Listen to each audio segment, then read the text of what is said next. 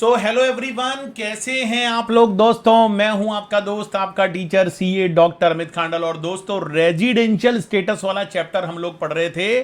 जितने भी पर्सन होते हैं उन सब का रेजिडेंशियल स्टेटस कैसे कंप्यूट किया जाता है, इसके बारे में दोस्तों मैं आप लोगों को बता रहा था। तो दोस्तों, रेजिडेंशियल स्टेटस निकालना क्यों जरूरी है ये भी मैंने आपको बताया था कि भाई जब तक आप लोग रेजिडेंशियल स्टेटस को नहीं निकालोगे तब तक आप किसी भी पर्सन की टोटल इनकम को कंप्यूट नहीं कर सकते। तो अभी तक जो हमारा डिस्कशन हुआ है, हमने जितने भी पर्सन हैं उन सभी का रेजिडेंशियल स्टेटस निकालना सीखा है। रेजिडेंशियल जो स्टेटस होता है माय डियर फ्रेंड्स, इंडिविजुअल का होता है। मैं एक बार रिकैप कर देता हूं सारा पुराना जो भी पढ़ा है। एक तो होता है दोस्तों रेजिडेंट, एक होता है नॉन रेजिडेंट। तो ये जो स्टेटस वाली बात है ना, इसमें हमने इसको दो पार्ट्स में डिवाइड कर रखा है। एक तो रेजिडेंट स्टेटस होता है और एक दूसरा दोस्तों नॉन रेजिडेंट वाला स्टेटस होता है। अब आप रेजिडेंट हो या नॉन रेजिडेंट हो भाई, ये इस बात पर डिपेंड करेगा कि आपने कितने दिन इंडिया में बिताए। तो दोस्तों, अगर आपने इंडिया में 182 डेज या 60 डेज वाली कंडीशन को फुलफिल कर दिया है तो इसका मतलब आप क्या बन जाते हो दोस्तों, आप वहां पर रेजिडेंट बन जाते हो। और अगर आप उन कंडीशंस को फुलफिल नहीं कर पाते हो तो दोस्तों फिर आप बन जाते हो नॉन रेजिडेंट।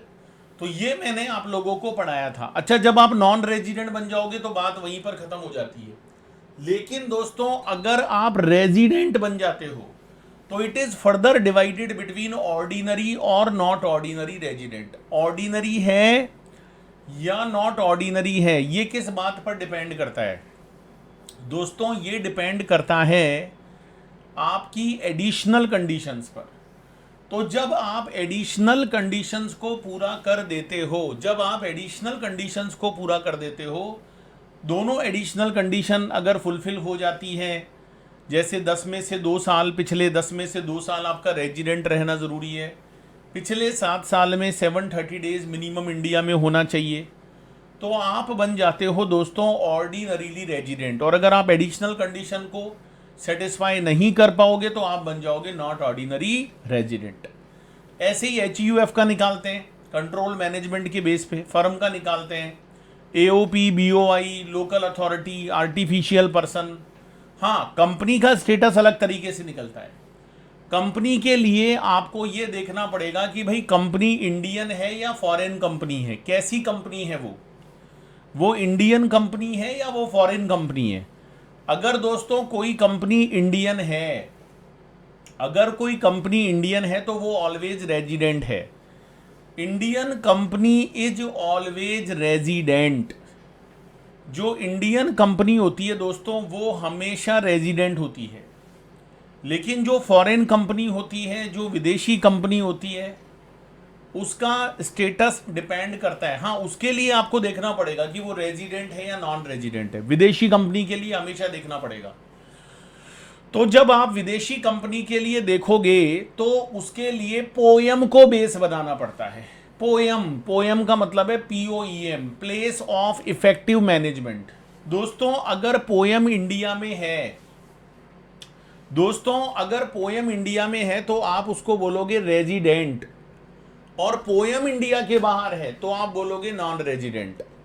तो ये मैंने लास्ट क्लास में बहुत डिटेल में आपको पोयम के बारे में बताया था, राइट।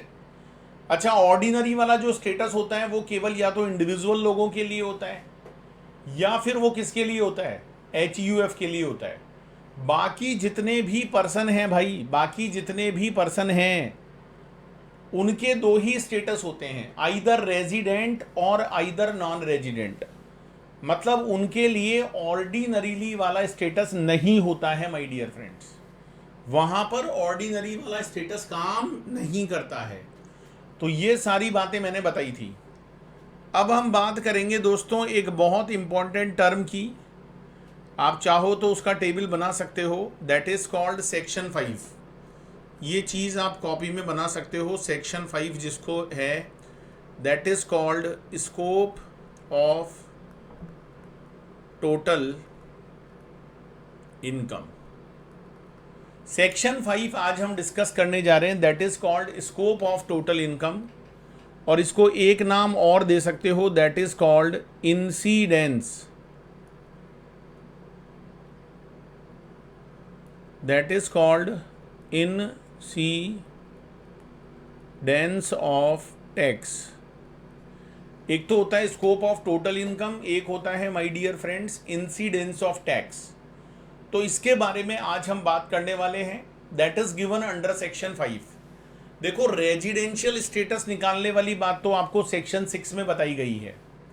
जो रेजिडेंशियल स्टेटस होता है वो तो हम लोग सेक्शन 6 के अंदर निकालते हैं, लेकिन जो स्कोप ऑफ टोटल इनकम है, भाई हमने ये पढ़ाई क्यों करी, हमने रेजिडेंशियल स्टेटस को क्यों निकाला, तो मैं बता दूं भाई, इसके लिए आज मैं आप लोगों को एक टेबल बनवाने वाला हूं, और इस टेबल को समझने के बाद, इस टेबल को पढ़ने के बाद चीज़ें बहुत ज़्यादा आपके लिए सिंपल हो जाएंगी। तो आप लोग एक टेबल ड्रॉ कर लो, कॉपी में बना लो, बाकी वैसे नोट्स में भी दिखेगी, मैं थोड़ा और इजी वे में बनवा देता हूँ।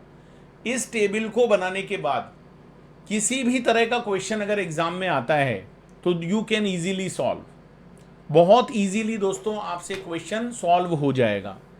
तो आज हम लोग सेक्शन 5 के बारे में बात करेंगे। What is section 5? Scope of total income, और you can say incidence of tax. तो आज मैं आप लोगों के सामने इंसिडेंस ऑफ टैक्स की बात करूंगा, आज मैं आप लोगों के सामने स्कोप ऑफ टोटल इनकम की बात करूंगा। तो क्या होता है ये स्कोप ऑफ टोटल इनकम, क्या होता है ये इंसिडेंस ऑफ टैक्स? तो हम लोग एक टेबल ड्रॉ करेंगे यहाँ पर। इस टेबल में एक बड़ा कॉलम होगा और 3 इसमें छोटे कॉलम होंगे। पहले कॉलम में हम लिखेंगे पर्टिकुलर्स, पहले कॉलम में हम पर्टिकुलर्स लिखेंगे, दूसरे में हम लिखेंगे रेजिडेंट बट ऑर्डिनरीली रेजिडेंट, दूसरे कॉलम में हम लिखेंगे resident but not ordinary resident, और जो तीसरा वाला कॉलम है, लास्ट कॉलम, उसमें हमको लिखना पड़ेगा नॉन रेजिडेंट। ठीक है, ये ऐसे हमको 3 कॉलम बनाने पड़ेंगे। और अब हम इस टेबल को बहुत इजीली ड्रॉ करेंगे। पहला पॉइंट हम लिखेंगे इनकम, इनकम एक्रूड और deemed to be accrued in India, comma लगा के, रिसीव्ड एनीवेयर। मतलब कोई भी इनकम अगर आपने इंडिया में कमाई है, किसी भी इनकम को अगर इंडिया से कमाया गया है दोस्तों, या तो वो इनकम आपने इंडिया में कमाई है या उसको इंडिया में कमाया हुआ मान लिया गया है। डीम टू बी एक्रूड का मतलब होता है कमाया हुआ मान लिया गया है। रिसीव्ड एनीवेयर, चाहे आपने उसको वर्ल्ड के किसी भी कोने में रिसीव किया हो, आपने उसको वर्ल्ड के किसी भी कोने में रिसीव किया हो, अगर उस इनकम को कमाने का जो जरिया है, उस इनकम को कमाने का जो सोर्स है दोस्तों, अगर वो सोर्स इंडिया में है तो आपका स्टेटस कोई सा भी हो, the amount is taxable for all. ये जो अमाउंट होगा ये सभी के लिए क्या हो जाएगा, टैक्सेबल हो जाएगा। सो इनकम अक्रूड और deemed to be accrued in India, receive anywhere in the world, आप उसको कहीं भी रिसीव कर लो, अगर आपने इनकम को इंडिया से कमाया है तो you are liable to pay tax, whether you are resident, whether you are ordinary, whether you are not ordinary, whether you are non resident, it doesn't matter my dear friends. आप उसको world के किसी भी कोने में receive कर लो, अगर आपने इनकम को इंडिया से कमाया है तो दोस्तों वो इनकम आपके लिए टैक्सेबल होने वाली है। इससे कोई फर्क नहीं पड़ता भाई आप उसको रिसीव कहां पर कर रहे हो। इसके बाद सेकंड नंबर का जो पॉइंट है हमारा, that is called income received और deemed to be receive in India accrued anywhere. कोई भी इनकम जो रिसीव हुई है और deem to be receive in India है, चाहे आपने उसको वर्ल्ड के किसी भी कोने से कमाया हो, कोई भी इनकम अगर इंडिया में रिसीव होती है और it is deem to be receive in India, या उसको इंडिया में रिसीव माना जाता है, चाहे वो कहीं भी एक्रू हुई हो, भाई आपने उसको कहीं से भी कमाया हो, अगर आप इनकम को रिसीव कहाँ कर लो, इंडिया में रिसीव कर लो। अच्छा दोस्तों, यहाँ एक बात हमेशा ध्यान रखना, ये बड़ी इंपॉर्टेंट बात है। सेकंड नंबर पॉइंट में रिसीव का मतलब क्या है? Receive means first receive in India. Receive का मतलब होता है पहली रिसिप्ट इंडिया में हो उसकी। तो कोई भी इनकम भाई आप वर्ल्ड के किसी भी कोने से कमा लो, अगर वो इनकम आपने इंडिया में रिसीव करी है या उसको इंडिया में रिसीव मान लिया गया है, चाहे आपने उसको कहीं से भी कमाया हो, ऐसी इनकम भी सबके लिए क्या हो जाती है? टैक्सेबल हो जाती है, सबके लिए टैक्सेबल हो जाती है। लेकिन यहाँ पर एक बात ध्यान रखिएगा, ये जो रिसीव वर्ड यहाँ पर मैंने बोला है, रिसीव का मतलब क्या है दोस्तों? यहाँ पर रिसीव का मतलब है first receive in India. Receive का मतलब होता है फर्स्ट रिसिप्ट इन इंडिया। कोई भी इनकम जिसकी पहली रिसिप्ट कहाँ पर हो? इंडिया में हो। मतलब आप कमाओ कहीं पर भी, अगर आपने उसको रिसीव इंडिया में कर लिया, जैसे सपोज करो आपका बिजनेस यूएसए में है, आप वहाँ पर काम करते हो, लेकिन वो पैसा आपने इंडिया में रिसीव कर लिया, इंडिया के बैंक अकाउंट में रिसीव कर लिया, तो छोड़ेंगे नहीं। ध्यान रखना, आप चाहे ऑर्डिनरी हो, चाहे नॉट ऑर्डिनरी हो, चाहे नॉन रेजिडेंट हो, इट इज ऑलवेज टैक्सेबल। दोस्तों उस पर हमेशा टैक्स लगने वाला है, हमेशा। तो कोई भी इनकम अगर आपने यूएसए से कमाई, और इट मे बी पॉसिबल कि आपने उसको यूएसए में रिसीव भी कर लिया और फिर आप उसको इंडिया में भेज रहे हो, दोस्तों इंडिया में आप उसको रेमिट कर रहे हो, तो you can't say it is first receive in India. It is not a case of receipt in India, it is a case of remittance to India. तो कोई भी इनकम अगर आपने कमाई है और उसकी पहली प्राप्ति अगर इंडिया में हो जाती है, चाहे वर्ल्ड के किसी भी कोने में कमाई हो, वर्ल्ड के किसी भी कोने में कमाई हो, अगर उसकी फर्स्ट रिसिप्ट इंडिया में हो जाती है, then it is taxable for all, whether ordinary, whether not ordinary, whether non resident, सभी के लिए वो इनकम क्या हो जाएगी? टैक्सेबल हो जाएगी। तो आई थिंक दोस्तों ये सारी बातें आपको यहां पर समझ में आ गई होगी, राइट? तो ये आप ध्यान रखिएगा अच्छे से जो मैंने बताया है। थर्ड नंबर का पॉइंट आप लिखोगे, income accrued and receive both outside India but the business is controlled from India। कोई भी इनकम दोस्तों आपने इंडिया के बाहर कमाई, सपोज आपने यूएसए से कमाई, आपका बिजनेस है। अच्छा, थर्ड पॉइंट में हम बात कर रहे हैं कि आपके बिजनेस के बारे में, आपका बिजनेस, आपका प्रोफेशन। यहाँ पर सैलरी वालों की बात नहीं हो रही, यहाँ पर अदर इनकम की बात नहीं हो रही, यहाँ पर बात हो रही है बिजनेस और प्रोफेशन की। तो कोई भी इनकम अगर आप इंडिया के बाहर कमाते हो, आप उसको इंडिया के बाहर कमाते हो भाई, और आप उसको रिसीव भी इंडिया के बाहर कर लेते हो, दोनों ही काम इंडिया के बाहर हो जाते हैं।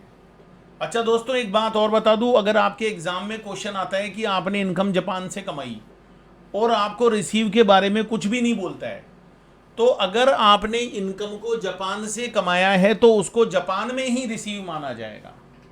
कोई भी इनकम अगर आपने जापान में कमाई है और रिसीव के बारे में कुछ भी नहीं बोला गया है, इट मीन्स दैट कि दोस्तों फिर वो जो इनकम है ना, उसको जापान में ही रिसीव माना जाएगा। तो कोई भी इनकम अगर आप कमाते भी इंडिया के बाहर हो, उसको रिसीव भी इंडिया के बाहर करते हो, लेकिन दोस्तों उस बिजनेस का जो कंट्रोल है, कंट्रोल वो इंडिया से है। मतलब आपने जो उसका बटन है वो इंडिया में रख रखा है, वहां से आप उस बिजनेस को क्या करते हो, कंट्रोल करते हो। तो मैं बता दूं भाई, वो इनकम ऑर्डिनरी के टैक्सेबल है, नॉट ऑर्डिनरी के टैक्सेबल है, लेकिन थर्ड नंबर पर टैक्सेबल नहीं है। वहां पर लग जाएगा कांटा, कांटा लगा, हाँ लगा, तो भाई नॉन रेजिडेंट की टैक्स नहीं लगेगा। ओके, मतलब शुरू वाले दो पर लगेगा, थर्ड वाले पर नहीं लगेगा। अच्छा सर, बात समझ में आई? हाँ जी आई। तो अगर आप कमाते भी बाहर हो, आप उस इनकम को रिसीव भी बाहर करते हो, लेकिन दोस्तों वो जो बिजनेस इनकम है, थर्ड पॉइंट में ओनली बिजनेस इनकम की बात हो रही है, वो जो बिजनेस इनकम है भाई, उसका जो कंट्रोल है, कंट्रोल वो इंडिया से होता है, कंट्रोल उसका इंडिया से होता है।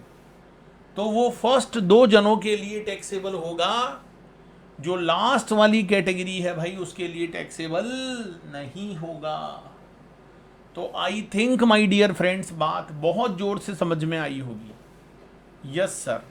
और एक फोर्थ पॉइंट और लिख लो, ये 4 पॉइंट अगर आपने समझ लिए तो जीवन आपका लाइव जिंगा लाला है, आपको कुछ भी एक्स्ट्रा करने का ज़रूरत नहीं है। फोर्थ नंबर पॉइंट में लिख लो, income accrued, received and controlled all outside India. मतलब आपने इनकम को कमाया भी बाहर, उसको रिसीव भी बाहर किया, और उसका कंट्रोल भी बाहर हुआ। मतलब कोई काम इंडिया में नहीं हुआ, सारे ही काम इंडिया से बाहर हैं, कोई भी काम इंडिया में नहीं हो रहा है। तो भी ध्यान रखना भाई, फर्स्ट वाले पर तो टैक्स लगेगा, लेकिन जो लास्ट वाले दो हैं उन पर आप कांटा लगा दो, वहां नहीं लगेगा। इनकम कमाई भी बाहर है, रिसीव भी बाहर करी है दोस्तों, उसका कंट्रोल भी इंडिया के बाहर है, कोई काम इंडिया में नहीं है।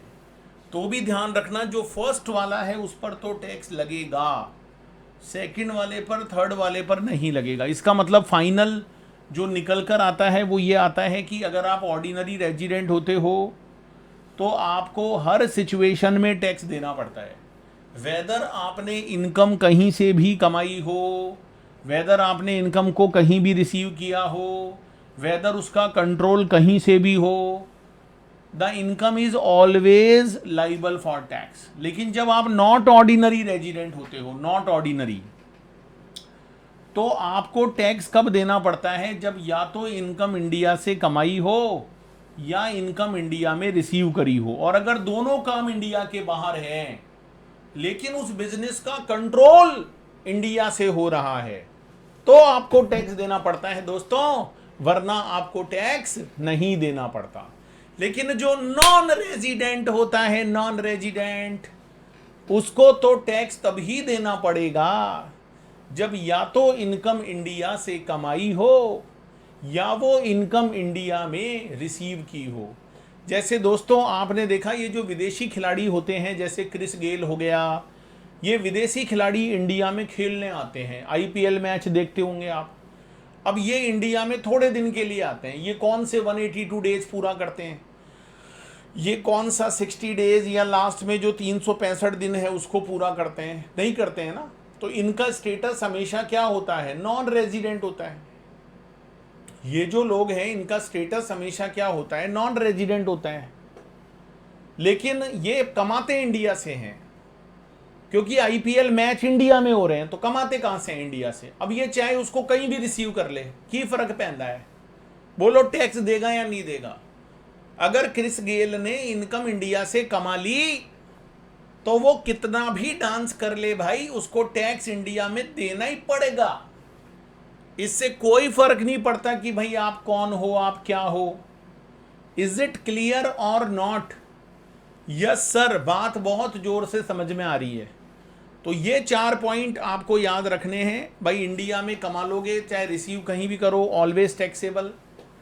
इंडिया में रिसीव कर लोगे, कमाओ कहीं से भी, ऑलवेज टैक्सेबल। बट ये ज़रूर देख लेना कि रिसीव का मतलब होता है फर्स्ट रिसीव इन इंडिया। अगर आपको रिसीव के बारे में क्वेश्चन में नहीं बताया गया है दोस्तों, तो फिर आप इनकम जहां से भी कमाओगे वहीं पर उसको रिसीव मान लिया जाएगा। अब आपने इनकम भी बाहर से कमाई, आपने उसको रिसीव भी बाहर से किया, लेकिन उस बिजनेस का जो कंट्रोल है, कंट्रोल अगर वो इंडिया से होता है तो फर्स्ट 2 कैटेगरी पर टैक्स लगेगा, जो लास्ट वाली कैटेगरी है उसके ऊपर टैक्स नहीं लगेगा। इनकम को कमाया भी बाहर, उसको रिसीव भी बाहर, उसका कंट्रोल भी बाहर, कोई काम इंडिया में नहीं किया, तो भी मैं बता दूं भाई फर्स्ट कैटेगरी पर तो टैक्स लगना ही लगना है। बाकी लास्ट वाली 2 कैटेगरीज पर कोई टैक्स नहीं लगने वाला। तो आई थिंक दोस्तों ये बात बहुत जोर से समझ में आ गई होंगी आपको। इज इट क्लियर और नॉट? यस सर, बहुत बढ़िया जी, बहुत बढ़िया, समझ में आ रहा है। हाँ जी, बहुत जोर से आ रहा है समझ में। चलो अब हम एक बार नोट्स पर आ जाते हैं, या एक छोटा सा क्वेश्चन भी करा देता हूं जिससे थोड़ा सा हमारी प्रैक्टिस हो जाएगी। एग्जाम्पल से चीज़ें बहुत जल्दी समझ में आती है। एक एग्जाम्पल से इस टेबल को समझने की कोशिश करते हैं। जैसे मान लो दोस्तों, एक व्यक्ति है जिसका नाम है मिस्टर एक्स, है ना। अब मिस्टर एक्स मान लो ऑर्डिनरी हो तो क्या होगा, नॉट ऑर्डिनरी हो तो क्या होगा, नॉन रेजिडेंट हो तो क्या होगा, क्योंकि वो तीनों में से कुछ भी बन सकता है ना। Ordinary, not ordinary, non resident, तीनों में से कुछ भी बन सकता है मिस्टर एक्स। तो अगर मान लीजिए मिस्टर एक्स ने 1 लाख रुपए की इनकम कमाई, और ये इनकम उसने कहाँ से कमाई है, यूएसए से कमाई है। मिस्टर एक्स ने 1 लाख रुपए की इनकम कहाँ से कमाई है, यूएसए से कमाई है। लेकिन भाई साहब उसने ये 1 लाख रुपए रिसीव कहाँ पर कर लिए, रिसीव इन इंडिया। ओहो, फर्स्ट रिसीव कहाँ पर हो गई, इनकम इंडिया में। बताओ भाई टैक्स लगेगा या नहीं लगेगा? लगेगा। कब कब लगेगा? तीनों सिचुएशन में। क्योंकि अगर आप इंडिया में रिसीव कर लेते हो, अगर फर्स्ट रिसीव इंडिया में हो जाती है तो आपको ऑल सिचुएशंस में टैक्स देना पड़ता है। मतलब जब आप ऑर्डिनरी होते हो तो भी देना पड़ेगा, जब आप नॉट ऑर्डिनरी होगे तब भी देना पड़ेगा, और जब आप नॉन रेजिडेंट बन जाओगे तो भी दोस्तों आपको 1 लाख पर टैक्स देना पड़ेगा। ठीक है। अगर मान लो मैं इस क्वेश्चन को थोड़ा सा चेंज कर दूं, ये तो हमारी पहली सिचुएशन हो गई, जो मैंने पहली सिचुएशन बोली। अगर मैं ऐसा बोलूं कि भाई 50% रिसीव इन इंडिया, अभी कंट्रोल वाली बात तो मैंने छेड़ी नहीं है। मैंने ये कहा कि भाई मैंने 1 लाख यूएसए से कमाया, मैंने 1 लाख रुपए कहाँ से कमाया, मैंने 1 लाख रुपए यूएसए से कमाया, लेकिन मैंने इनकम जो भारत में रिसीव करी है वो मैंने ओनली 50% ही करी है, बाकी 50% इंडिया के बाहर है। मतलब मैंने पूरा 100% कमाया इंडिया के बाहर, लेकिन उसमें से 50% इनकम मैंने इंडिया में रिसीव कर ली है। तो अगर 50% इनकम मैं कहाँ रिसीव कर लूँगा, इंडिया में। तो दोस्तों यहाँ पर सेकंड नंबर का जो पॉइंट है उसमें क्या होगा कि जो रिसीव इन इंडिया है वो तो मुझे टैक्स देना ही देना है, वो तो टैक्सेबल फॉर ऑल है। लेकिन दोस्तों मुझे ये बताओ कि जो बाकी के 50,000 हैं, जो ना तो हमने इंडिया से कमाए ना हमने इंडिया में रिसीव किए, उसका क्या? अच्छा दोस्तों, जो बाकी का 50,000 है वो भी टैक्सेबल होगा फर्स्ट वाले के लिए। कारण क्योंकि ये तो कहीं से भी कमाता हो, कहीं भी रिसीव करता हो, कहीं भी कंट्रोल करता हो, इसकी तो ग्लोबल इनकम पर टैक्स लगता है। जो ऑर्डिनरी रेजिडेंट होता है दोस्तों, उसकी तो ग्लोबल इनकम क्या हो जाती है, टैक्सेबल। उसकी तो ग्लोबल इनकम इंडिया में टैक्सेबल हो जाती है। आई थिंक ये बात आपको बहुत जोर से समझ में आ रही होगी। लेकिन जो व्यक्ति नॉट ऑर्डिनरी रेजिडेंट है, जो व्यक्ति नॉट ऑर्डिनरी रेजिडेंट है भाई, उसके लिए क्या? अच्छा, जब तक कंट्रोल वर्ड नहीं बोलेगा तो हम उसको इंडिया में मानेंगे, हम ये मानेंगे कि भाई 100% कंट्रोल कहाँ से है? इंडिया से। जब तक नहीं बोलेगा तो हमारी नज़र में तो पूरा कंट्रोल कहाँ पर है? इंडिया में है। तो मुझे एक बात बताओ, 50,000 तो चलो मैंने रिसीव कर लिए, वो तो टैक्सेबल होना ही है, लेकिन जो बाकी 50,000 है वो मैंने कमाया भी बाहर है, मैंने उसको रिसीव भी बाहर किया है, लेकिन दोस्तों उसका जो कंट्रोल है वो कहाँ पर है? इंडिया में है। तो भाई जब इंडिया में है 100% कंट्रोल, तो ये लो जी, सेकंड वाले के लिए भी वो 50,000 क्या हो जाएगा? टैक्सेबल। क्योंकि आपने पढ़ा था दोस्तों टेबल में कि अगर हम इनकम को इंडिया के बाहर कमाते हैं, हम उसको रिसीव भी इंडिया के बाहर करते हैं, लेकिन अगर उसका कंट्रोल इंडिया से होता है तो हमें टैक्स देना पड़ता है। तो हमें इस 50,000 पर भी देना पड़ेगा और इस वाले 50,000 पर भी देना पड़ेगा। तो हमें यहां पर 1,00,000 रुपए पर टैक्स देना पड़ेगा। लेकिन थर्ड वाली जो सिचुएशन है, जो नॉन रेजिडेंट वाली सिचुएशन है, वहां पर जो टैक्स लगेगा वो केवल 50,000 पर ही लगेगा। जो दूसरा 50,000 है, जो आपने कमाया भी बाहर, उसको रिसीव भी बाहर किया, अच्छा तीसरे वाले को कंट्रोल से कोई लेना देना नहीं है, तो इसका मतलब थर्ड सिचुएशन में केवल 50,000 will become taxable, otherwise not my dear friends, otherwise not. तो आई थिंक बात बहुत जल्दी से समझ में आई होगी। अच्छा, मैं इसमें एक छोटा सा ट्विस्ट डाल दूं। क्वेश्चन सेम है, क्वेश्चन वही है सेम कि हमने 1,00,000 रुपए यूएसए से कमाए, हमने उसमें से 50% कहाँ रिसीव कर लिए? इंडिया में रिसीव कर लिए। और उस बिजनेस का जो कंट्रोल है, सपोज करो उसका कंट्रोल 60% इंडिया से है, 60%, तो भी क्या फर्क पड़ता है भाई? जो 50 आपने रिसीव कर लिया उस पर तो तीनों सिचुएशन में टैक्स लगेगा। जो 50,000 आप इंडिया में रिसीव कर चुके हो उस पर तो इन ऑल द सिचुएशंस क्या लगने वाला है? टैक्स। तो आप ये समझ लो भाई, 1,00,000 में से 50,000 पर तो ऑलवेज क्या लगने वाला है? ये तो हमेशा ऑलवेज टैक्सेबल होने वाला है। लेकिन जो बाकी का 50 है, जो हमारा बैलेंस 50,000 है, बैलेंस 50,000, बाकी का जो हमारा 50,000 है, आप ये मानो कि अगर 60% कंट्रोल इंडिया में है तो इसमें से 10,000 की इनकम वो है जो कंट्रोल वाली है। भाई ये 50% तो यहाँ भी आ गया रिसीव के अंदर, 10% यहाँ आ गया, तो इसका मतलब 40,000 वो है जिसमें ऑल आउटसाइड इंडिया, 40,000 में सब कुछ ही इंडिया के बाहर है। भाई 60% कंट्रोल इंडिया में है तो 60 में से 50 तो रिसीव ही हो गई, 10% कंट्रोल वाली है। तो मुझे एक बात बताओ, जब कंट्रोल इंडिया में है तो 10,000 पर ये भी देगा और 10,000 पर ये भी देगा।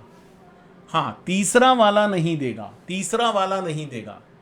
लेकिन दोस्तों इस 40,000 का क्या? ये 40,000 तो वो अमाउंट है, 60% को हटाने के बाद जो बैलेंस 40,000 बचता है, ये 40,000 तो वो है जिसे कमाया भी बाहर गया है, जिसको रिसीव भी बाहर किया गया है, और जिसका कंट्रोल भी बाहर है। सब कुछ बाहर है भाई, कुछ भी इंडिया में नहीं है। अच्छा, जब सब कुछ ही बाहर होता है, एवरीथिंग इज आउटसाइड इंडिया, जब सब कुछ ही बाहर होता है तो वो इनकम तो वैसे भी सबके लिए क्या हो जाती है? टैक्सेबल। तो ये 40,000 फर्स्ट वाले के लिए भी टैक्सेबल हो जाएगी, मतलब 1,00,000 रुपए टैक्सेबल हो जाएगा अगर आप ऑर्डिनरी रेजिडेंट हो। आपको 50 पे भी देना है, आपको 10 पे भी देना है, आपको 40 पर भी देना है ना? दूसरे वाले को 60 पे ही देना है, क्योंकि दूसरा वाला टैक्स कब देता है? जब या तो इंडिया से कमाया हो या इंडिया में रिसीव किया हो। अगर दोनों में से कुछ भी इंडिया में नहीं है, कंट्रोल तो देखते हैं लेकिन कंट्रोल भी 10,000 तक ही है। हाँ, तीनों काम बाहर है तो एनओआर टैक्स नहीं देता, तो 60,000 पे लगेगा। और तीसरी वाली सिचुएशन में 50,000 टैक्सेबल हो जाएगा, 50,000। तो 1,60,000 और 50,000, ऐसे हमारी इनकम क्या हो जाएगी, टैक्सेबल हो जाएगी। तो आई थिंक दोस्तों ये टेबल आपको बहुत अच्छे से समझ में आई। तो चलिए दोस्तों अब यात्रा को आगे बढ़ाते हैं। ये टेबल तो आपको समझ में आ गई होगी। अब मैं एक एक पॉइंट आपको बताता हूँ। देखो, तो अभी जो हम पढ़ने जा रहे हैं that is called scope of total income. दोस्तों स्कोप ऑफ टोटल इनकम का मतलब है भाई, रेजिडेंशियल स्टेटस तो आपने समझ लिया, लेकिन ये रेजिडेंशियल स्टेटस आखिर में काम क्या आता है। मतलब हमने ये जो अभी तक पढ़ा कि भाई इतने दिन इंडिया में रहा हो, इतने दिन अगर इंडिया से बाहर रहेगा तो नॉन रेजिडेंट माना जाएगा, नॉट ऑर्डिनरी माना जाएगा, ये सारी बातें हम पढ़ क्यों रहे हैं? क्योंकि दोस्तों ये टेबल से आपको समझ में आया होगा कि अच्छा सर ऑर्डिनरी इसलिए पढ़ा रहे थे, नॉट ऑर्डिनरी इसलिए पढ़ा रहे थे, नॉन रेजिडेंट इसलिए पढ़ा रहे थे। क्योंकि दोस्तों जब तक आपने ये टेबल नहीं पढ़ी तो बताओ स्टेटस का क्या यूज़ है, और जब तक स्टेटस नहीं निकलेगा तो कौन सी इनकम पे टैक्स लगना चाहिए, कौन सी इनकम पे नहीं लगना चाहिए, ये बात समझ में आएगी कैसे। तो सेक्शन 5 हमको स्कोप ऑफ टोटल इनकम के बारे में बताता है। सेक्शन 5 हमको इंसिडेंस ऑफ टैक्स के बारे में बताता है कि भाई कब टैक्स लगना चाहिए और कब टैक्स नहीं लगना चाहिए। ये बात हमको सेक्शन 5 में समझ में आती है। तो सबसे पहली बात होती है, 3 इंपॉर्टेंट बातें होती है। रेजिडेंशियल स्टेटस को देखो, प्लेस ऑफ अक्रूवल और रिसिप्ट ऑफ इनकम को देखो, पॉइंट एट द टाइम वो इनकम आपको मिली कब उसको देखो। ये 3 चीज़ें आपको देखना बहुत ज़रूरी है। तो सबसे पहली बात आती है भाई रेजिडेंट एंड ऑर्डिनरीली रेजिडेंट। एक तो होता है रेजिडेंट, एक होता है ऑर्डिनरी। मतलब ऑर्डिनरी रेजिडेंट एक कैटेगरी है, ROR बोलते हैं उसको, रेजिडेंट एंड ऑर्डिनरी रेजिडेंट। ठीक है, तो ऑर्डिनरी रेजिडेंट कौन होता है भाई? कोई भी ऐसा व्यक्ति जो इनकम पर टैक्स पे करने के लिए लाइबल है। तो ROR जो होता है वो इनकम पे टैक्स पे करेगा। ठीक है, अगर उसने इंडिया से कमाई है या उसने इंडिया में रिसीव कर ली है तो उसको टैक्स देना पड़ेगा। तो ऑल असेसी वेदर रेजिडेंट और नॉट, ये बात ध्यान रखो। वैसे मैंने आपको टेबल में पढ़ा दिया, वही चीज़ मैं आपको यहाँ पर एज ए नोट्स के अंदर मैंने हाईलाइट कर रखा है, बस उतना सा पढ़कर जाना। ऑल असेसी, ऑल का मतलब सारे जितने भी असेसी होते हैं, चाहे वो रेजिडेंट हो या ना हो, it is chargeable to tax in respect of income accrued, arisen, received, deemed to be accrued, deemed to be arise, deemed to be receive. Income India से कमाई हो या लॉ में उस इनकम को इंडिया में कमाया हुआ माना गया हो। अब आप कहते हो सर ये माना गया का क्या मतलब है, डीम टू बी अक्रू का क्या मतलब है? तो ये भी दोस्तों अभी मैं इसी सेक्शन में आपको बहुत डिटेल में पढ़ाने वाला हूँ। तो हमारे जितने भी असेसी होते हैं, वेदर रेजिडेंट और not, are chargeable to tax in respect of their income accrued, arisen, received or deemed to accrue, deemed to arise or deemed to be received in India, whereas are resident alone। चाहे वो resident हो भाई, ordinary हो, उसको हमेशा tax देना पड़ता है, उसको हमेशा इनकम पर टैक्स देना पड़ेगा। तो अगर आपने इनकम इंडिया से कमाई है, अगर आपने उसको इंडिया में रिसीव कर लिया है, या दो कुछ भी काम अगर आप इंडिया में कर रहे हो अक्रू और रिसीव में से, तो it is taxable for all, whether you are ordinary, whether you are not ordinary, और whether you are non resident. तो आई थिंक दोस्तों बात समझ में आई होगी आपको, राइट। और देखो ये एक बहुत इंपॉर्टेंट पॉइंट है, that is very important, mark कर लेना इसको। मेरे ऑफिस में भी इस तरह के बहुत सारे क्लाइंट हैं जिनका हम इनकम टैक्स रिटर्न फाइल करते हैं। दोस्तों कुछ लोग होते हैं जिनको हम बोलते हैं नॉन रेजिडेंट सी फेरर। ये कौन होते हैं नॉन रेजिडेंट सी फेरर? सी फेरर वो होते हैं भाई जो शिप के ऊपर काम करते हैं, मतलब वो इंडिया में रहते ही बहुत कम है, उनको नॉर्मली इंडिया के बाहर रहना पड़ता है, उनकी ड्यूटी शिप पर होती है। जैसे मेरे ऑफिस में भी कुछ क्लाइंट हैं जो वो मर्चेंट उस पे हैं, शिप पर काम करते हैं, उन्होंने कुछ कोर्स किया हुआ है शिप से रिलेटेड। तो जैसे शिप इंडिया के बाहर चलते हैं तो वो शिप के ऊपर ही रहते हैं। एक क्लाइंट तो हमारे ऐसे हैं जो शिप के ऊपर रहते हैं 6-8 महीना, फिर घर पे रहते हैं। एक तो भाई साहब कोरोना टाइम में बाहर गए थे, फिर कोरोना आ गया तो वो 2 साल तक इंडिया में ही नहीं आ पाए। तो ऐसे जो लोग होते हैं वो नॉन रेजिडेंट होते हैं, क्योंकि वो कंडीशन फुलफिल कर नहीं पाते। 182 वाली कंडीशन होती है, ये भी पता है आपको। वहाँ पर अपन 60 वाली कंडीशन को लगाते ही नहीं है। वहाँ पर जो भी अपन कंडीशन लगाते हैं वो कौन सी वाली लगाते हैं, 182 वाली। तो वो लोग नॉर्मली क्या होते हैं, नॉन रेजिडेंट होते हैं। वो लोग नॉर्मली नॉन रेजिडेंट होते हैं। अब ऐसे जो नॉन रेजिडेंट लोग हैं, सी फेरर, उनको अगर सैलरी मिलती है, उनको अगर क्या मिलती है, सैलरी, उनको अगर सैलरी मिलती है किसी भी ऐसी सर्विस को देने के लिए, किसी भी ऐसी सर्विस को रेंडर्ड करने के लिए विच इज आउटसाइड इंडिया, कोई भी सर्विस अगर इंडिया के बाहर दी जा रही है या on a foreign going ship, या किसी फॉरेन गोइंग शिप पर दी जा रही है विद इंडियन फ्लैग और फॉरेन फ्लैग, इंडियन फ्लैग हो या फॉरेन फ्लैग हो, तो income by way of salary which is receive by non resident seafarer और service rendered outside India on a foreign going ship. कोई भी ship अगर India के बाहर जाता है, इंडिया के बाहर काम करता है, चाहे उस पर फ्लैग इंडिया का लगा हो या फॉरेन का फ्लैग लगा हो, उससे कोई फर्क नहीं पड़ता। फ्लैग किसी भी कंट्री का हो सकता है। कोई भी शिप अगर फॉरेन गोइंग शिप है तो उस पर जो काम करने वाले लोग हैं उनको हम सी फेरर बोलते हैं।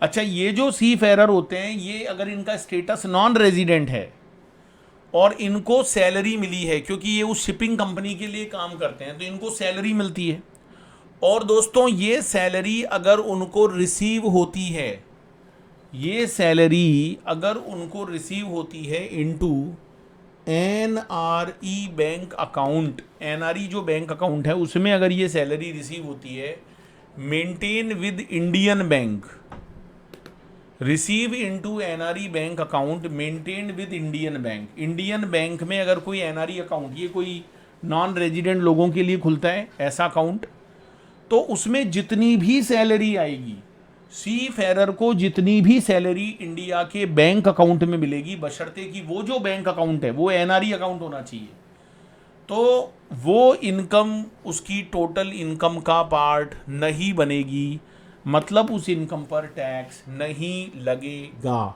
ऐसा एक बोर्ड का सर्कुलर आया है, डिपार्टमेंट का सर्कुलर आया है। हो सकता है उसको इंडिया में रिसीव नहीं मानते हैं या क्या है, मतलब वॉट एवर द सिचुएशन, ये एक एक्सेप्शनल केस है जहां पर पैसा इंडिया में मिल भी रहा है। आप किसी शिपिंग कंपनी पे काम कर रहे हो, वो फॉरेन गोइंग शिप है, अगर आपको सैलरी मिली है, आप नॉन रेजिडेंट हो और वो चाहे इंडिया के बैंक अकाउंट में मिली हो, it is not liable for tax. वो जो सैलरी होगी वो दोस्तों यहां पर टैक्सेबल नहीं होने वाली, हम उसको यहां पर टैक्सेबल नहीं करेंगे। तो ये टेबल भी आपको दी हुई है residential status and scope of total income की, जिसमें लिखा है कि कोई भी इनकम अगर आप इंडिया से कमाते हो या आप उसको इंडिया में रिसीव करते हो तो इट इज़ ऑलवेज टैक्सेबल। ये देखो हर जगह यस लिखा हुआ है। कोई भी इनकम इंडिया से कमाओगे या रिसीव करोगे तो टैक्स लगेगा, लेकिन कमाई भी बाहर हो, रिसीव भी बाहर किए हो, तो इसके तो लगना ही लगना है। ऑर्डिनरी के तो, नॉट ऑर्डिनरी के तब लगेगा जब वो इनकम बिजनेस की हो या प्रोफेशन की हो और उसका कंट्रोल, उसका जो सेटअप है वो इंडिया में हो, तब तो लगेगा, अदरवाइज नहीं लगेगा। और नॉन रेजिडेंट को तो देना ही नहीं है। अगर सब कुछ भी बाहर होता है या कुछ भी बाहर होता है, रिसीव या करो में से कोई भी काम अगर इंडिया में नहीं है तो नॉन रेजिडेंट को तो टैक्स देना ही नहीं पड़ता। तो ये समझ में आया आपको। अब दोस्तों ये जो इस तरह के क्वेश्चंस हैं जिसमें आपसे ये कहा जा रहा है कि कंप्यूट द टोटल इनकम, ये क्वेश्चन भाई लोगों अभी सॉल्व मत करना। कंप्यूट द टोटल इनकम के क्वेश्चन अभी आपको सॉल्व नहीं करने हैं। ऐसे बहुत सारे क्वेश्चन आप लोगों को नोट्स में मिलेंगे। लेकिन ये जो कंप्यूट द टोटल इनकम वाले क्वेश्चन हैं वो आपको सॉल्व नहीं करने हैं। इसके पीछे रीज़न क्या है वो मैं बता देता हूँ। भाई रेजिडेंशियल स्टेटस तो आपने निकालना यहाँ पर सीख लिया है। रेजिडेंशियल स्टेटस तो आपको पता चल गया भाई क्या होता है, कैसे निकालते हैं, वो सब तो क्लियर है। लेकिन ये जो रेजिडेंशियल स्टेटस होता है भाई, इसमें जहाँ पर स्टेटस निकालने के क्वेश्चन वो तो आप कर लोगे, लेकिन जो टोटल इनकम निकालने के क्वेश्चन है वो आप अभी इसलिए नहीं कर सकते क्योंकि आपने 5 हेड्स ऑफ इनकम को नहीं पढ़ा। और जब तक आप 5 हेड्स ऑफ इनकम को नहीं पढ़ोगे तो आप इसको कैसे सॉल्व कर सकते हो? यू कांट सॉल्व, ये सॉल्व नहीं हो पाएगा। तो आप मेरी बात समझो, क्योंकि जब आप टोटल इनकम के चैप्टर ही नहीं पढ़े, आपको पता ही नहीं है कि भाई सैलरी इनकम पे कब टैक्स लगेगा, कब टैक्स नहीं लगेगा, हाउस प्रॉपर्टी इनकम पे कब टैक्स लगेगा, कब नहीं लगेगा, तो आप टोटल इनकम कैसे कैलकुलेट करोगे? तो ये क्वेश्चन आपसे होंगे डियर, लेकिन वो कब होंगे? जब आप 5 हेड्स ऑफ इनकम पढ़ लोगे, जब आप डिडक्शन वाला चैप्टर पढ़ लोगे, तब इन क्वेश्चंस पर आना और तब आप इन क्वेश्चंस को सॉल्व करना। आपसे ये क्वेश्चन बहुत इजीली सॉल्व हो जाएंगे। तो ये आप लोगों को इलस्ट्रेशन नंबर 5 है, इसमें आपसे टोटल इनकम के बारे में कहा गया है। ये क्वेश्चन अभी आपको नहीं करने हैं। तो दोस्तों अब इसमें कुछ इंपॉर्टेंट जैसे टर्म्स हैं, थ्योरेटिकल टर्म्स हैं, लेकिन आपको पता होना ज़रूरी है ये थ्योरेटिकल टर्म्स, ये जो थ्योरेटिकल टर्म्स हैं ये आपको पता होना ज़रूरी है। जैसे एक वर्ड आता है इनकम रिसीव्ड और deem to be received, income receive और डीम टू बी रिसीव। अब इसका मतलब क्या है? इनकम रिसीव का मतलब तो हम समझते हैं भाई कोई इनकम है जो आपको रिसीव हो गई है, लेकिन एक वर्ड होता है डीम्ड टू बी रिसीव। अब ये डीम टू बी रिसीव क्या नाटक है? डीम टू बी रिसीव क्या नाटक है भाई? तो इनकम रिसीव हो और डीम टू बी रिसीव हो, इसमें क्या फ़र्क है? तो रिसीव का मतलब तो होता है रिसीव इन इंडिया, लेकिन डीम टू बी रिसीव का क्या मतलब है? The receipt of income refers to only the first occasion where the recipient gets the money under his control. ठीक है, रिसिप्ट का मतलब होता है जब पहली बार इनकम सामने वाले के पास आ जाती है, राइट। अब इसमें देखो एक वर्ड है income deem to be receive in India. कब इनकम को इंडिया में रिसीव माना जाता है, ये बात आप अभी नहीं समझ सकते, इसको we will discuss later on. जब मैं आपको सैलरी वाला चैप्टर पढ़ाऊंगा तो वहाँ पर आपको मैं पीएफ के बारे में पढ़ाऊंगा, वहाँ पर मैं आप लोगों को पीएफ का जो इंटरेस्ट है, पीएफ का नाम तो सुना होगा आपने। पीएफ का फुल फॉर्म होता है दोस्तों प्रोविडेंट फंड। पीएफ का फुल फॉर्म क्या होता है? प्रोविडेंट फंड होता है। तो ये जो पीएफ होता है, ये जो प्रोविडेंट फंड होता है भाई, इसका इंटरेस्ट है या प्रोविडेंट फंड है, यहाँ पर जब हम लोग सैलरी वाला चैप्टर पढ़ेंगे तो वहाँ पर कुछ पॉइंट्स ऐसे आएंगे जिनको deem to be receive in India माना जाता है। क्या माना जाता है? Deem to be receive in India. तो ये बात मैं वहाँ पढ़ाऊँगा आपको।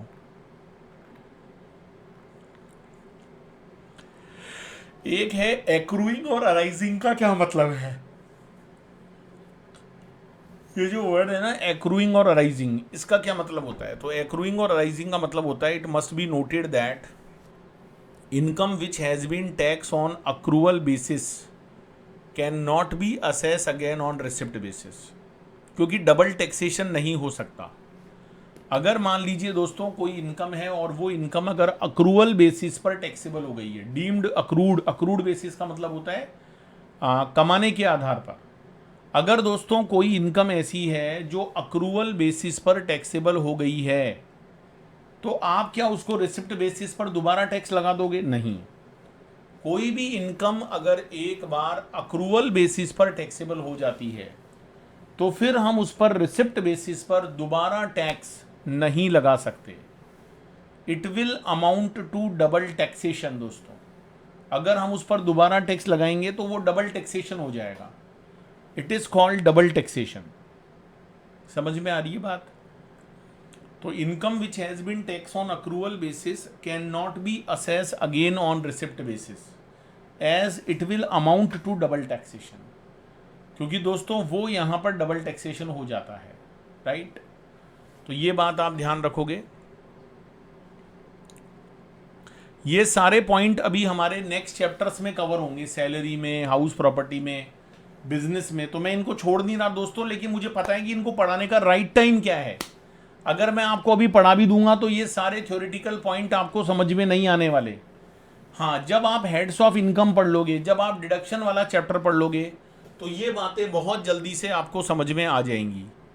अब देखो, ये कुछ इनकम ऐसी होती हैं which are deem to accrue और राइज इन इंडिया। देखो, इनकम अक्रूड का मतलब क्या होता है?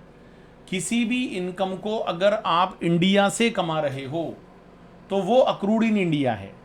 लेकिन ऐसी कौन कौन सी सिचुएशंस होती है जहां पर इनकम को इंडिया से कमाया हुआ माना जाता है? वेरी सिंपल, ऐसी कौन कौन सी सिचुएशन होगी भाई जहां पर इनकम को इंडिया से कमाया हुआ माना जाएगा? तो उसमें एनी इनकम अक्रूइंग और arising to assess in any place outside India whether directly और इनडायरेक्टली। तो इनकम अक्रूइंग और arising in any place outside India whether directly और इनडायरेक्टली, मतलब आपने इनकम कमाई कहां पर है? इंडिया के बाहर है। लेकिन अगर उसका संबंध, उसका जो रिलेशन होता है वेदर डायरेक्टली और इनडायरेक्टली इंडिया में है, बिजनेस कनेक्शन इन इंडिया से है, कोई भी income, it may be possible कि आपने उसको इंडिया के बाहर कमाया हो। कोई भी इनकम दोस्तों, इट मे बी पॉसिबल कि उसे आपने इंडिया के बाहर कमाया हो, लेकिन उसका जो कनेक्शन है, कनेक्शन, वो कनेक्शन अगर डायरेक्टली और इनडायरेक्टली इन इंडिया रहा है, उसका बिजनेस कनेक्शन कहाँ से रहा है? इंडिया से। उसका कनेक्शन इंडिया में किसी प्रॉपर्टी से रहा है, उस इनकम का कनेक्शन किसी ऐसे असेट या सोर्स से रहा है जो कि इंडिया में है, उस इनकम का कनेक्शन किसी ऐसी कैपिटल असेट के ट्रांसफर से रहा है जो इंडिया में है। तो कोई भी income, it may be possible कि आपने उसको इंडिया के बाहर कमाया हो, लेकिन उसका कनेक्शन किसी भी मैनर में, किसी भी तरीके से अगर इंडिया से रहा है, वेदर बिजनेस कनेक्शन बोलो, वेदर प्रॉपर्टी कनेक्शन बोलो, वेदर उसका असेट का जो सिचुएशन है वो इंडिया मानो, तो आप चाहे वो पैसा इंडिया के बाहर कमा रहे हो, लेकिन उसको माना कहाँ जाएगा? इंडिया में माना जाएगा। आप बिजनेस इंडिया के बाहर कर रहे हो, लेकिन उस बिजनेस का कनेक्शन अगर इंडिया में है तो वो इनकम इंडिया की मानी जाएगी। आप किसी प्रॉपर्टी का सौदा इंडिया के बाहर बैठकर कर रहे हो, लेकिन वो प्रॉपर्टी कहाँ पर है? इंडिया में, तो इनकम इंडिया से कमाई हुई मानी जाएगी। आई थिंक बात समझ में आ रही होगी। और जो नॉन रेजिडेंट होते हैं, the following shall not however be deem to accrue और राइज इन इंडिया। जितने भी नॉन रेजिडेंट लोग होते हैं, नॉन रेजिडेंट, अच्छा दोस्तों, नॉन रेजिडेंट कौन होते हैं? ये बात आप बहुत अच्छे से जानते हो। जो बेसिक कंडीशन को पूरा नहीं करेगा दोस्तों, जो व्यक्ति, जो पर्सन बेसिक कंडीशन को पूरा नहीं करेगा, उसको हम लोग नॉन रेजिडेंट बोलेंगे। उसको हम लोग क्या बोलेंगे? Non resident. तो कोई भी व्यक्ति अगर नॉन रेजिडेंट है तो फॉलोइंग जो इनकम है उसको इंडिया में कमाया हुआ नहीं माना जाएगा। तो in case of non resident assessee, the following shall not be however deem to accrue और rise in India. In what situations? In what situations? It follow that such part of income which cannot be reasonably attributed to the operations in India is not deemed to accrue or rise in India. कोई भी income है जिसको आप India से connect नहीं कर पा रहे हो, इंडिया के ऑपरेशन से कनेक्ट नहीं कर पा रहे हो, तो उसको दोस्तों इंडिया से कमाया हुआ नहीं माना जा सकता। तो कोई भी part of income which can not be reasonably attributed to the operation in India is not deem to accrue और राइज इन इंडिया, राइट। ऐसे ही दोस्तों एक बात होती है एक्सपोर्ट के बारे में। जितने भी नॉन रेजिडेंट लोग होते हैं, no income shall be deem to accrue और rise in India to him from operations which are confined to the purchase of goods in India for the purpose of export। कोई भी non resident व्यक्ति है, suppose करो कोई व्यक्ति non resident है दोस्तों, उसका जो स्टेटस है वो क्या है? नॉन रेजिडेंट है। अब वो क्या करता है जी? इंडिया में गुड्स परचेज कर लेता है, कोई व्यक्ति है जो कि नॉन रेजिडेंट है, वो क्या करता है, इंडिया में गुड्स परचेज कर लेता है, और परचेज करने के पीछे जो उसका ऑब्जेक्ट है वो एक्सपोर्ट करना है। उसका ऑब्जेक्ट है कि वो गुड्स को एक्सपोर्ट करना चाहता है। तो क्या दोस्तों वो इनकम जो वो कमाएगा एक्सपोर्ट करने से, क्या उसको इंडिया से कमाया हुआ माना जाएगा? The answer is no. The answer is no my dear friends. The income can not be deemed to be accrued और rise in India, right? Yes sir. ऐसे ही दोस्तों कोई नॉन रेजिडेंट व्यक्ति है, वो इंडिया में न्यूज और व्यूज का कलेक्शन करता है। कोई व्यक्ति है, कोई पर्सन है जो कि नॉन रेजिडेंट है, और वो इंडिया में न्यूज और व्यूज का कलेक्शन करता है। और वो करेगा क्या? वो उस न्यूज और व्यूज का ट्रांसमिशन इंडिया के बाहर करेगा। तो कोई भी व्यक्ति अगर इंडिया में न्यूज और व्यूज को इकट्ठा करता है और फिर वो उस न्यूज और व्यूज को इंडिया के बाहर दिखाता है, तो दोस्तों वो इनकम भी इंडिया से कमाई हुई नहीं मानी जाती है। ये आपको याद रखने थ्योरेटिकल पॉइंट कि ऐसी कौन सी इनकम होती है जो नॉन रेजिडेंट अगर कमा भी लेता है तो it is not deemed to be accrue और राइज इन इंडिया। शूटिंग दोस्तों, शूटिंग। कोई व्यक्ति अगर नॉन रेजिडेंट है और वो इंडिया में कोई शूटिंग कर लेता है और उस शूटिंग से वो अगर पैसा कमाता है, वो इंडिविजुअल पहली बात तो नॉट सिटीजन ऑफ इंडिया, वो नॉन रेजिडेंट भारत का नागरिक नहीं होना चाहिए।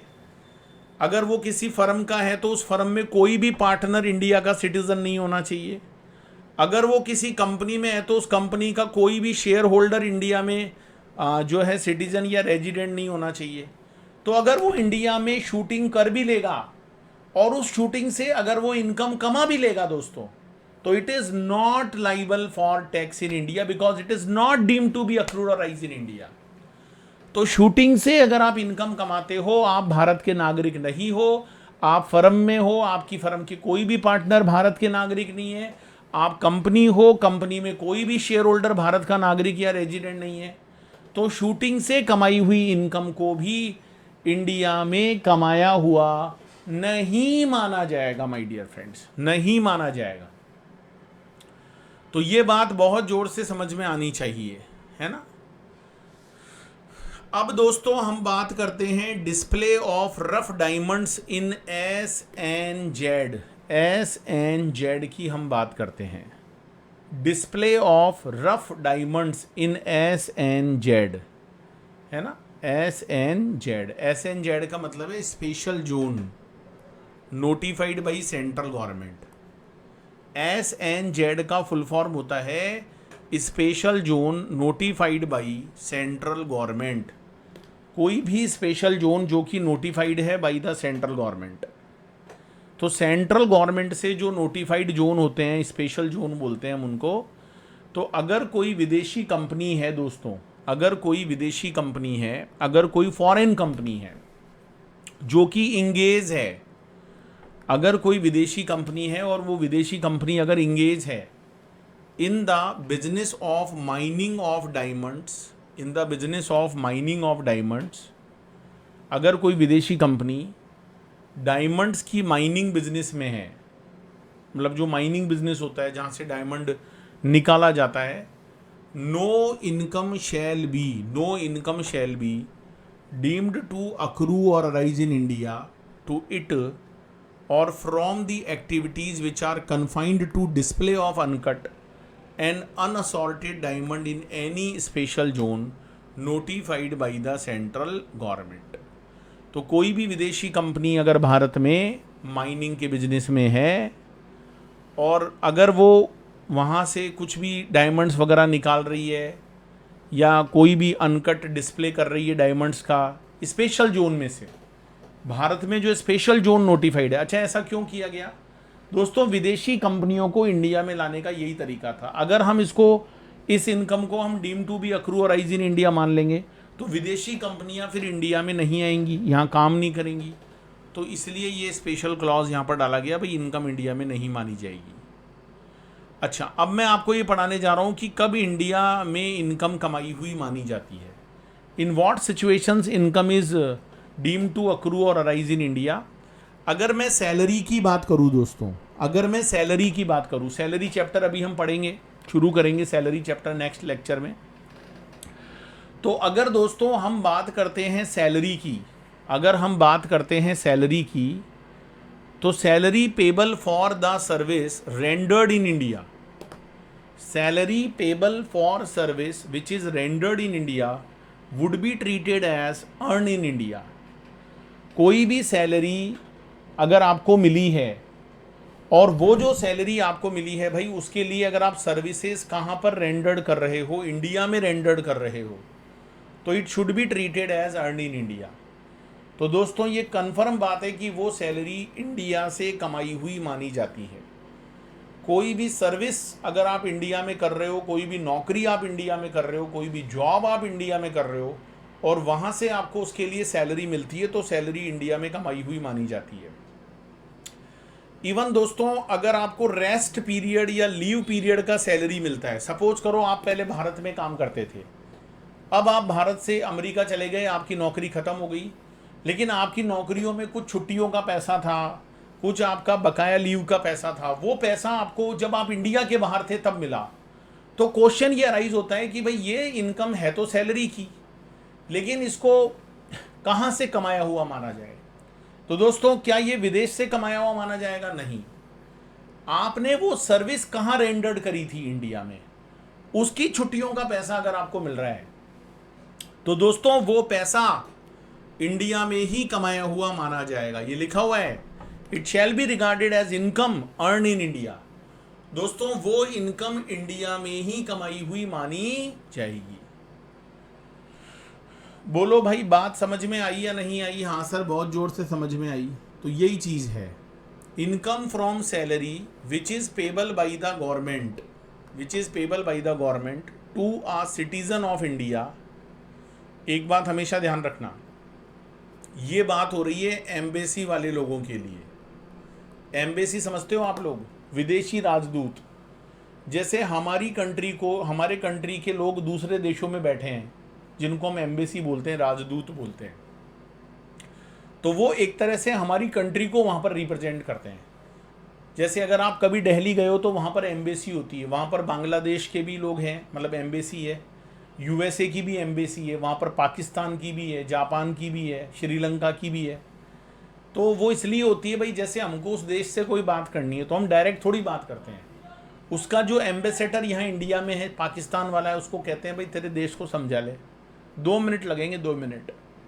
तो एम्बेसी से आप बात कर सकते हो, है ना। कोई वीज़ा अप्लाई करना है, विदेश जाना है, तो एम्बेसी आपको वीज़ा देती है। तो ऐसे ही दोस्तों भारत में हर कंट्री की एम्बेसी है, ऐसे ही हमारी कंट्री की एम्बेसी इंडिया के बाहर होगी। आज हमारा राजदूत जापान बैठा है, आज हमारा राजदूत अमेरिका बैठा है, आज हमारा राजदूत चाइना बैठा है। तो वो अगर इंडियन सिटीजन है, क्योंकि वो लोग नॉर्मली इंडियन सिटीजन ही होते हैं, वो अपनी सर्विस कहाँ रेंडर करते हैं दोस्तों? वो अपनी सर्विस कहाँ रेंडर करते हैं? Outside India.